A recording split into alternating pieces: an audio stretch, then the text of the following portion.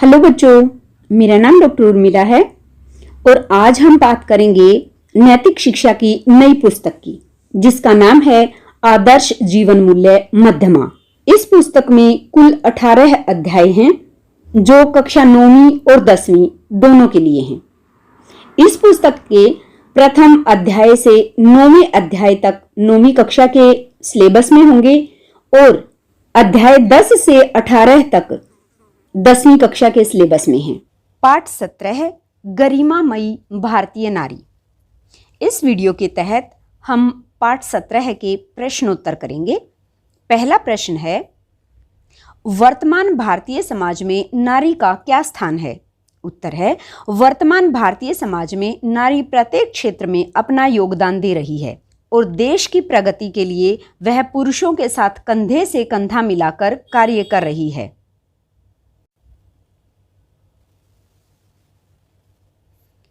प्रश्न नंबर 2 है, वानप्रस्थ होने से पूर्व ऋषि याज्ञवल्क्य ने अपनी पत्नी से क्या कहा? इससे उनका क्या भाव प्रकट होता है? उत्तर है, वानप्रस्थ होने से पूर्व ऋषि याज्ञवल्क्य ने अपनी पत्नी से कहा कि यदि तुम आज्ञा दो तो मैं वानप्रस्थ लेने का विचार रखता हूँ। मेरे धन आदि को तुम और कात्यायनी यानी दूसरी पत्नी आपस में बांट लो। इससे उनका अपनी पत्नियों के प्रति प्रेम और समानता का भाव प्रकट होता है। प्रश्न नंबर 3 है, भगिनी निवेदिता का मूल नाम क्या था? वे किसकी शिष्या थी? उत्तर है, भगिनी निवेदिता का मूल नाम मार्गरेट नोबल था। वे भारतीय सन्यासी स्वामी विवेकानंद की शिष्या थी। स्वामी विवेकानंद ने उन्हें अपनी मानस कन्या निवेदिता कहा है। प्रश्न नंबर 4 है, कलकत्ता में प्लेग की महामारी फैलने पर निवेदिता ने सेवा कार्यों में क्या योगदान दिया?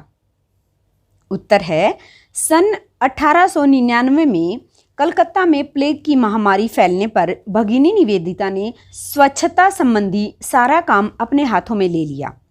उनकी प्रेरणा से अनेक युवक युवतियां प्लेग पीड़ितों की सहायता के लिए घरों से बाहर आ गई।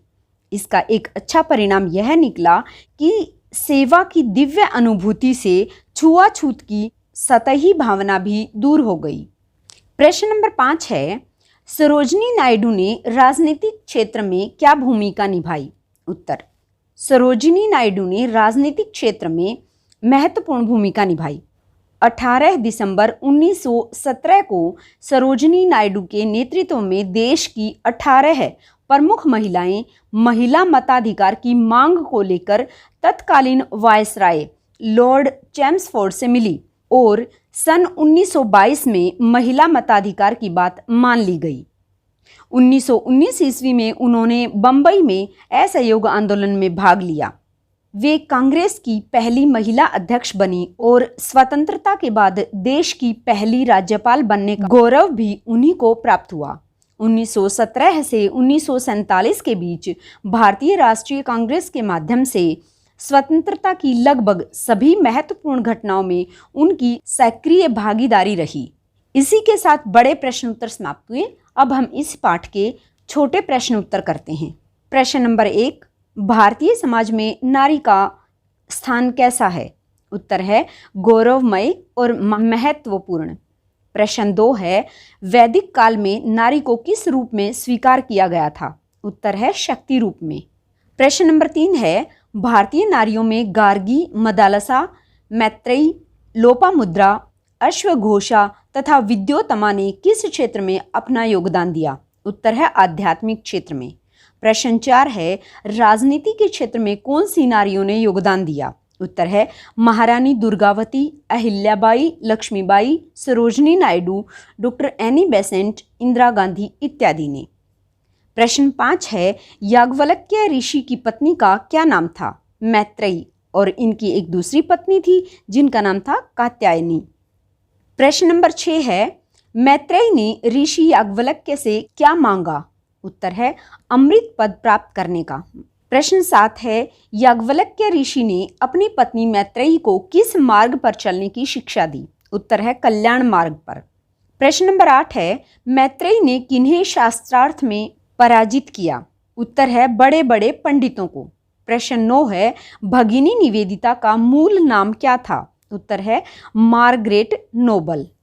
प्रश्न नंबर 10 है, भगिनी निवेदिता का जन्म कहाँ हुआ? उत्तर है आयरलैंड में। प्रश्न 11 है, भगिनी निवेदिता के गुरु कौन थे? उत्तर है स्वामी विवेकानंद। प्रश्न नंबर 12 है, भगिनी निवेदिता को स्वामी विवेकानंद, अरविंद घोष तथा रविंद्रनाथ ने क्या कहकर पुकारा? इसमें से हम 3 प्रश्न भी बना सकते थे। जैसे भगिनी निवेदिता को स्वामी विवेकानंद ने क्या कहा, क्या कहकर पुकारा? तो उनको मानस कन्या निवेदिता कहकर पुकारा। दूसरा प्रश्न ये हो सकता है कि भगिनी निवेदिता को अरविंद घोष ने क्या कहकर पुकारा? तो उत्तर हो जाएगा भगिनी निवेदिता। और तीसरा प्रश्न हो जाएगा रविंद्रनाथ ने भगिनी निवेदिता को क्या कहकर पुकारा?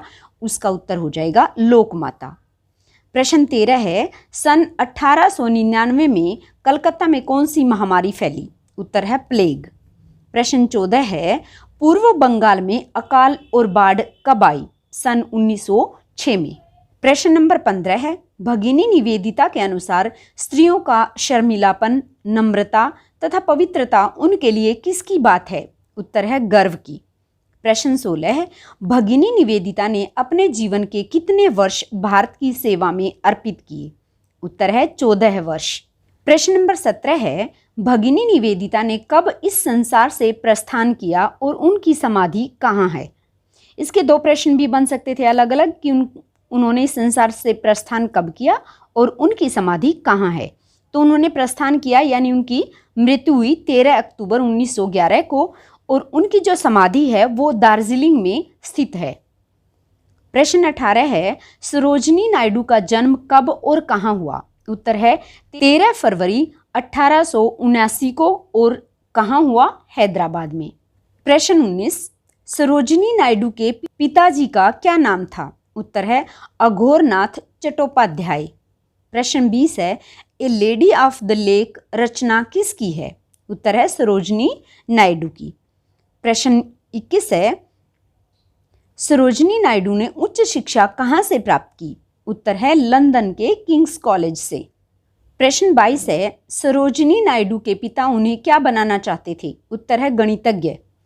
प्रश्न 23 है, महिला मताधिकार की बात कब मानी गई? सन 1922 में। प्रश्न 24 है, कांग्रेस की पहली महिला अध्यक्ष तथा स्वतंत्र भारत की पहली राज्यपाल कौन बनी? उत्तर है सरोजिनी नायडू। प्रश्न 25 है, भारत कोकिला की उपाधि से किसे सम्मानित किया गया? उत्तर है सरोजिनी नायडू को। प्रश्न 26, सरोजिनी नायडू का निधन कब हुआ? उत्तर है 2 मार्च 1949 को। प्रश्न 27 है, 15 अगस्त 1947 को सरोजिनी नायडू ने किस लिए देशवासियों को भावपूर्ण बधाई दी? तो उत्तर है देश की आज़ादी के लिए। इसी के साथ इस पाठ के सभी प्रश्न उत्तर समाप्त हुए। अगर वीडियो अच्छी लगे तो इसे लाइक और शेयर जरूर करें और मेरे चैनल को सब्सक्राइब करें। Thank you.